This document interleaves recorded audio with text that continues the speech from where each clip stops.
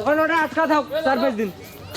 কীরকম কষ্ট অন্য দিনের কথা না, আজকের দিনের কথা। আমি যখন যাইতেছি এমন অবস্থায় গেছি, আমার হাঁটুর ছাল অল্পতে ওঠে নাই আর কি, এমন পড়ে গেছি। তারপরে আবার ওইটা পরিষ্কার করবে যে আবারও তলেই গেছি। হয়তো এখানকার মহিলা টহিলা সবাইগুলো দেখছে, এবার কথাবার্তাও তারা কইছে যে ধরেন ওরা হয়তো ওই বিষয়ে সহযোগিতা করছে, যে আমার বিষয়ে আর কি আলোচনা করছে যে রাস্তা কেমন অনুপযোগী হয়েছে চলাফেরার জন্যে। আজকে তো একটু রোদ্রে তাপ পাওয়ার কারণে একটু ভালো হয়েছে, কালকে এতটুকু কালকে অসুস্থ হয়, কালকে 2 জন অসুস্থ হয়েছিল, হওয়ার পর আমরা কোলে করে নিয়ে গেছি, ভাসে নিয়ে গেছি। এখানে অ্যাম্বুলেন্স ঢুকার মতো কোনো রাস্তা নাই, কোনো গাড়ি ঢুকতে পারতেছে না। আমাদের এই রাস্তাটা বহুদিন থেকে আমাদের এই রাস্তা নাই। আমরা এতদিন যে রাস্তা দিয়ে চলাফেরা করছি ওই রাস্তাটি আমাদের রেকর্ডভুক্ত নয়।